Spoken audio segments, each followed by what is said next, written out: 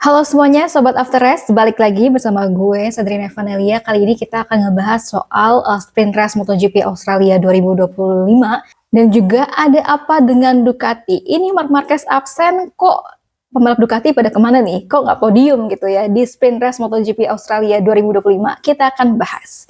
Yang pertama, ini di sprint race yang menang ada Marco Bezzecchi, kemudian ada Raul Fernandez di tempat kedua, dan juga ada Pedro Acosta di tempat ketiga. Dan kita lihat dulu untuk data-datanya. Oke, kita lihat dulu untuk data dari hasil sesi sprint race MotoGP Australia 2025. Yang pertama tadi ada Marco Bezzecchi. Marco Bezzecchi ini kuat banget ya. Dia sepanjang 13 laps ini membutuhkan waktu 19 menit. Terus kemudian ada Raul Fernandez di tempat kedua, gapnya ini 3,149 detik.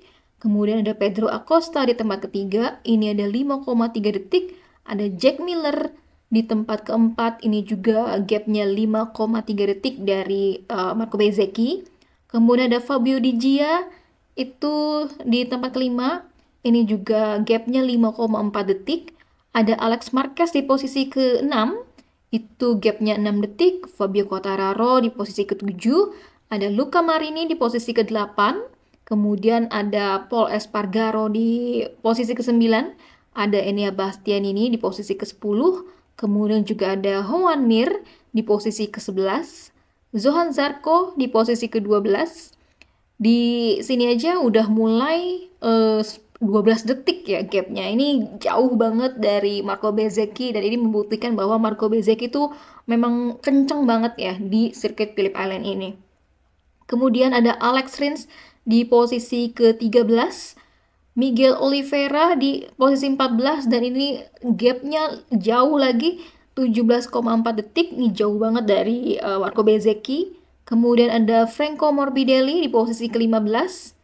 Kemudian ada Lorenzo Savadori di posisi ke-16. Ini gapnya nambah lagi 25,1 detik. Wow, ini kencang banget ya Marco Bezzecchi. Kemudian ada Ai Ogura di posisi ke-17.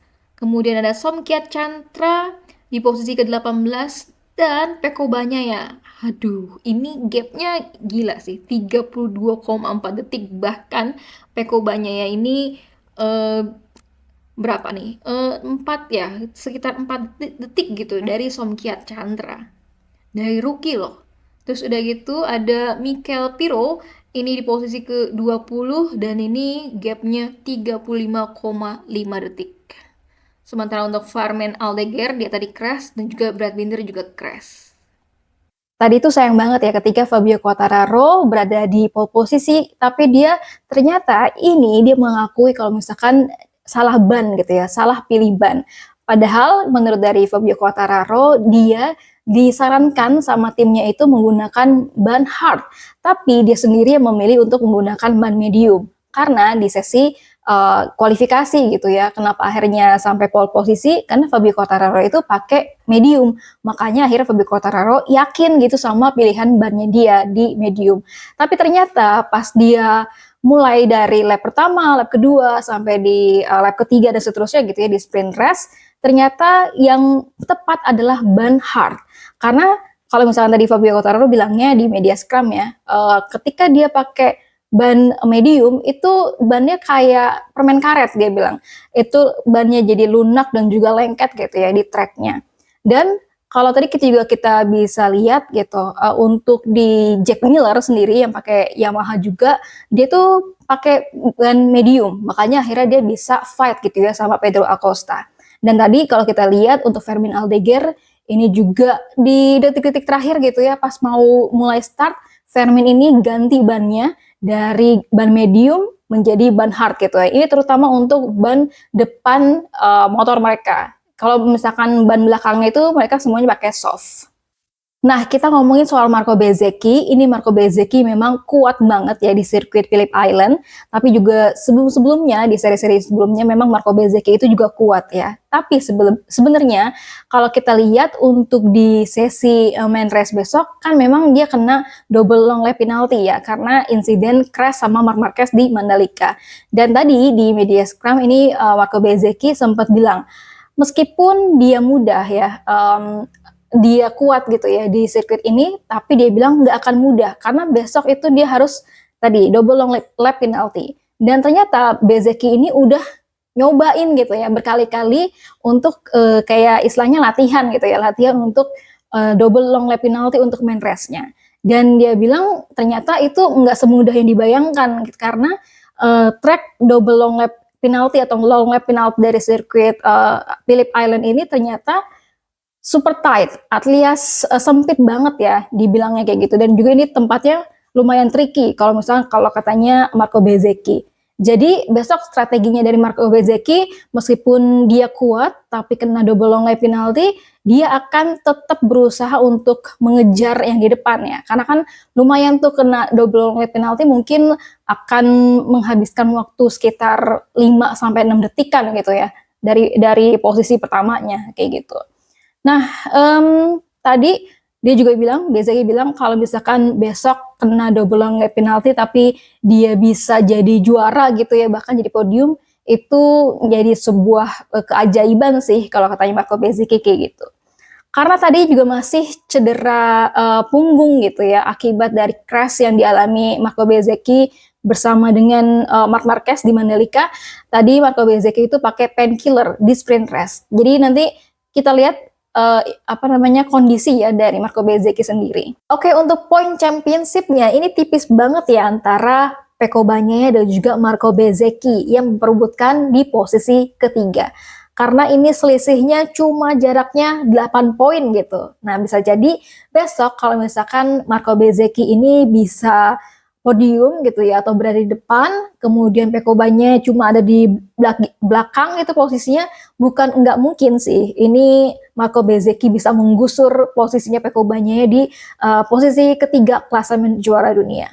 Oke, kali ini kita beralih ngomongin Ducati. Ini ada apa dengan Ducati? Karena Marc Marquez kita tahu absen gitu ya di MotoGP Australia 2025 ini, dan kenapa nggak ada yang podium di pembalap Ducati gitu ya di sini.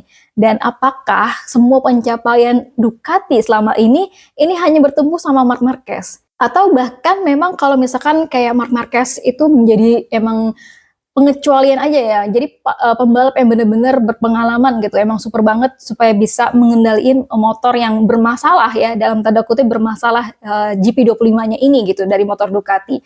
Dan kalau misalnya kita lihat, Marc Marquez sebenarnya di Mandalika itu sempat kesulitan dengan mengendalikan GP25-nya, dan juga ini hampir sama seperti yang dirasakan oleh Pecco Bagnaia. Tapi mungkin ini ya seperti yang udah kita bahas sebelum-sebelumnya gitu ya, Marc Marquez adalah seseorang yang pembalap berpengalaman dan dia yang berbeda lah ya, pembalap yang memang udah alien ya, super gitu, untuk bisa mengendalikan motor yang menurut dari kalau misalkan dari Pecco Bagnaia itu bilangnya ini aneh gitu ya GP25 ini. Dan karena mungkin juga waktu kemarin Casey Stoner juga sempat bilang kan, Marc Marquez ini memang pembalap yang beda, pembalap yang berpengalaman dan udah pengalaman sebelum-sebelumnya menggunakan motor yang tanpa elektronik gitu. Jadi meskipun ada sistem elektronik yang bermasalah dari GP25 misalkan, itu Marc Marquez sudah bisa menguasai gitu, mengendalikan dengan gaya balapnya. Makanya sampai saat ini ketika Marc Marquez dari awal sampai akhir pakai GP25, dia kelihatan banget dominan. Dan ini beda banget ya sama Pecco Bagnaia yang dari awal sampai akhir ini malah drop banget. Bahkan di MotoGP Australia kali ini, khususnya di sprint race, dia tuh worst banget alias kacau banget ya. Dan ini adalah hasil terburuknya dari Pecco Bagnaia, karena ini dia finishnya di posisi 19 dan gapnya antara Marco Bezzecchi di posisi pertama sama dengan Pecco Bagnaia ini 32 detik. Ini jauh banget, 32 detik loh. Nah, tadi Pecco Bagnaia juga di media scrum ini ngomong kalau misalkan mungkin Marc Marquez ada di MotoGP Australia gitu ya, di sprint race, ini kayak bakal Marc Marquez yang bakal jadi podium. Ketika Pecco Bagnaia tadi ditanya sama teman-teman media gitu ya, kenapa nih Ducati kok nggak naik podium gitu. Tapi kemudian Pecco menjawabnya, ya kalau misalkan Marc Marquez ada, Marc Marquez kayaknya jadi podium deh kayak gitu. Nah, kalau kita lihat di sprint race MotoGP Australia 2025 kali ini, yang paling bagus itu dari semua pembalap Ducati gitu ya. Ada Fabio Di Gia yang pakai GP25, dia dari posisi ke-10 dan juga finish ke posisi 5 gitu. Kemudian juga Alex Marquez tadi sempat berada di posisi terdepan ya untuk di lap-lap awal, kemudian di finishnya dia di posisi ke-6. Ini pun juga karena pemilihan ban dari Alex Marquez. Alex Marquez itu memang dia pakai medium dan dia juga mengakui kalau misalkan oke, dia salah gitu ya untuk memilih bannya. Dia malah pilih ban medium. Kemudian untuk Fermin Aldeguer tadi juga crash. Kemudian juga ada Pecco Bagnaia ya. Tadi Pecco Bagnaia dari posisi ke-11, kemudian finishnya di posisi ke-19. Dan ada pembalap pengganti yaitu penggantinya Marc Marquez, yaitu Michael Pirro di posisi ke-20. Dan tadi di media scrum, Pecco Bagnaia itu bilang sprint race kali ini sulit banget dan dia nggak tahu kenapa ya. Bahkan timnya juga nggak tahu kenapa motornya yaitu GP25-nya itu goyang banget gitu ya. Makanya itu sejak di sesi Jumat gitu ya, di sesi FP1 sampai dengan sesi praktis, ini sebenarnya yang keluhkan oleh Pecco Bagnaia gitu ya. Ini motornya goyang banget, susah banget dikendaliin gitu. Dan menurut Pecco ini ada hal yang aneh di GP25 tapi bukan berhubungan dengan setup dan juga elektronik. Dan Pecco dan juga timnya ini masih mencari gitu, apa sebenarnya yang aneh. Karena mengapa bannya ini atau kayak motornya ini goyang banget gitu. Ini juga masih dicari apa penyebabnya dan juga apa solusinya gitu. Dan di sprint race kali ini Pecco Bagnaia itu bilangnya dia sama sekali nggak bisa mengkontrol GP25-nya. Dia hanya penumpang dan ini persis sama seperti yang Pecco Bagnaia bilang gitu ya di GP Mandalika. Dan selain gitu ya Pecco Bagnaia bilang selain harus mencari tahu apa yang aneh di GP25, kenapa bisa goyang banget gitu ya dan juga susah dikendaliin, Pecco juga bilang ini yang mesti harus dicari tahu juga kenapa setup motornya GP25 ini hanya berhasil di Motegi. Karena kan secara teori ketika setup motor Motegi dibawa ke Mandalika, dibawa ke Australia itu harusnya punya hasil yang sama gitu ya, setidaknya punya improvement yang lebih baik gitu, bukannya lebih buruk gitu di Mandalika ataupun di Australia kayak gitu. Nah bedanya kalau misalkan waktu kemarin di Mandalika Pecco Bagnaia itu nggak masuk ke kualifikasi kedua ya, dia masuk ke kualifikasi pertama. Tapi di Australia ini di kualifikasi kedua ini Pecco Bagnaia bisa langsung masuk gitu ya di kualifikasi kedua. Karena apa? Karena ternyata ini Pecco Bagnaia kan memang punya 2 motor ya. 2 motornya ini satu katanya feel-nya itu sama banget di Mandalika. Dia nggak bisa ngendalin apa-apa gitu. Kemudian di motor satunya lagi itu dia bisa feeling better, makanya akhirnya di kualifikasi dia bisa di posisi ke-9 kan. Tapi kemudian di sprint race di hari Sabtunya nih, dia bilang ya menggunakan salah satu motor ini benar-benar nggak bisa sama sekali untuk dipakai gitu. Ini sama banget seperti yang terjadi di Mandalika. Dan di Mandalika itu, dan dia juga punya 2 motor kan ya. 2 motor itu sama-sama nggak bisa dikendalin sama sekali. Pokoknya pada intinya ini Pecco Bagnaia bilang sangat-sangat memalukan bisa berada gapnya ya 32 titik dari Marco Bezzecchi yang berada di depan. Dan secara data kita lihat Pecco Bagnaia ini lebih lambat 2,504 detik per lapnya dibandingin dengan Marco Bezzecchi. Sementara untuk Fabio Di Gia itu pace difference-nya ataupun perbedaan pace-nya gitu ya dari Marco Bezzecchi itu cuma 0,3 detik. Dan ini untuk Fabio Di Gia juga lebih improve gitu 2,184 detik dari pace-nya Pecco Bagnaia. Nah, kalau mau dibandingin antara para pembalap Ducati yang pakai GP25 kan ada Fabio Di Gia dan juga Pecco Bagnaia gitu. Di sprint race MotoGP Australia itu berbanding besar banget antara Fabio Di Gia dan juga Pecco Bagnaia kan hasilnya. Dan tadi juga ditanya di media scrum, kenapa kok lo gitu ya Fabio Di Gia kok bisa improve gitu dibandingin dengan Pecco Bagnaia. Nah, Di Gia ini bilang kalau misalkan sejujurnya ya gitu ya, setelah balapan di Indonesia atau di Mandalika, dia tuh sama sekali nggak mau tahu soal setup motornya. Dia biasanya dia ngelihat soal data-data soal setup motor, tapi kali ini Fabio Di Gia itu cuma ngeliat data yang ada di komputernya aja gitu ya, dan dia lebih mau memilih fokus untuk adaptasi gaya balapnya terhadap motornya. Makanya ya hasilnya mungkin juga akan lebih baik gitu ya, ketika dia dia menerima apa aja setup motor dari GP25 yang dipakai ataupun dikasih gitu ya sama timnya. dan dia yang akhirnya berusaha untuk mengendalikan gaya balapnya gitu. Dan sejujurnya ini Fabio Di Gio juga bilang dia nggak tahu apa yang terjadi sama pembalap Ducati lainnya. Tapi yang ia rasain memang seperti yang ia rasain sama Pecco Bagnaia ya. GP25 itu di bagian depannya goyang banget gitu. Jadinya memang sulit buat menjadi yang tercepat dan juga akurat menurut dari Fabio Di Gio. Tapi yang menjadi highlight gitu ya untuk Fabio Di Gio, dia memang fokus kepada riding style-nya.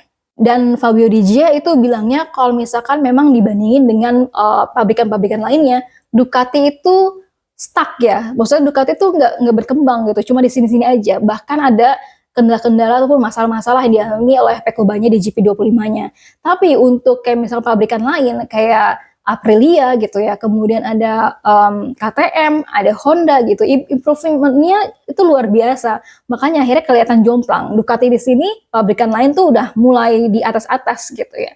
Dan kemenangan dari Raul Fernandez di Mandalika dan juga di MotoGP Australia gitu ya, di sprint race-nya ini juga membuktikan kalau misalkan Aprilia itu udah improve banget.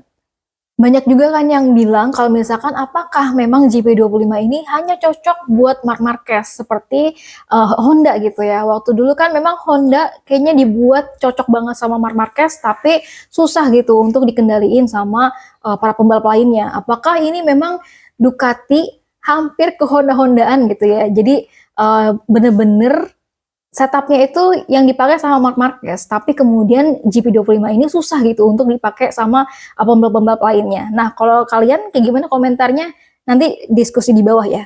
Oke, lanjut. Ini ada bos Ducati, Davide Tardozzi gitu ya, yang bilang sebenarnya dia berharap banget Marc Marquez bisa balik ke MotoGP gitu ya di seri Valencia pada pertengahan November 2025 nanti. Tapi ini Davide Tardozzi juga menekankan bahwa jangan buru-buru gitu ya. Kalau misalkan memang Marc Marquez belum benar-benar pulih ya jangan buru-buru untuk balik ke MotoGP Valencia gitu. Dan juga pihak dari Ducati ini memang memberikan waktu kepada Marc Marquez untuk pemulihan yang panjang-panjangnya gitu ya. Jadi membutuhkan waktu sampai kapanpun ini Ducati memberikan kepada Marc Marquez.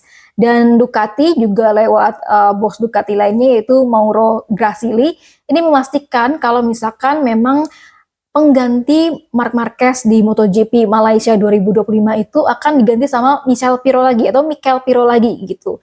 Tapi nampaknya karena Marc Marquez ini pemulihannya juga harus panjang gitu ya, karena kan baru kemarin operasi dan kemungkinan ini juga nggak nggak akan ikutan balapan di Portimao gitu ya. Tapi memang belum ada keputusan resmi dari Ducati apakah Marc Marquez akan absen di Portimao. Tapi setidaknya Ducati ini sudah punya plan gitu untuk mengganti Marc Marquez. Jadi penggantinya Marc Marquez di MotoGP Portimao itu akan diisi oleh Bulega atau Nicolo Bulega gitu ya. Dan tentunya ini Ducati akan memberikan tes terlebih dahulu kepada Nicolo Bulega untuk mencoba menggunakan Desmos Medici GP25 karena kan motornya MotoGP sama motor WSBK itu berbeda. Jadi nanti kita lihat aja apakah Nicolo Bulega ini beneran akan menggantikan Marc Marquez di Portimao. Tentunya kita juga berharap gitu ya, Marc Marquez pemulihannya lancar sampai akhirnya nanti dia bisa fokus di 2026. Oke, kita masuk ke sesi yang terakhirnya. Ini ada 4 penalti yang diberikan sama Race Direction atau FIM MotoGP Stewards di MotoGP Australia 2025. Yang pertama, seperti yang kita tahu, ini ada double long lap penalty untuk Marco Bezzecchi karena ia waktu kemarin ya karena insiden crash dengan Marc Marquez di Mandalika. Kemudian juga ada penalti 3 grid untuk Pecco Bagnaia, di mana tadi makanya dikualifikasikan dia sebenarnya di posisi ke-9. Tapi kemudian karena turun 3 posisi, jadi dia startnya di posisi ke-11, baik dari di sprint race maupun untuk main race besok. Jadi Pecco Bagnaia itu di posisi ke-11 dan Pecco Bagnaia kena penalti ini karena dianggap slow riding gitu ya, menghalang-halangi dari Marco Bezzecchi di kualifikasi kedua. Selain dari Pecco Bagnaia, ini juga ada Brad Binder yang dikasih penalti yang sama, yaitu turun 3 grid gitu ya, atau penalti 3 grid, karena tadi Brad Binder juga dianggap slow riding menghalangi Johann Zarco di sesi kualifikasi. Dan yang terakhir, ini ada penalti untuk Ai Ogura terkait dengan tire pressure penalty setelah di sesi sprint race gitu ya. Makanya akhirnya ketika tekanan bannya itu dianggap tidak sesuai setelah dari sesi sprint race. Makanya Ai Ogura ini dapat penalti 8 detik gitu ya di sprint race-nya. Oke, segitu dulu teman-teman untuk review kali ini. Terima kasih banyak. Jangan lupa komen dan juga share serta subscribe channel gue di Sadrina Evanelia. Bye-bye semuanya.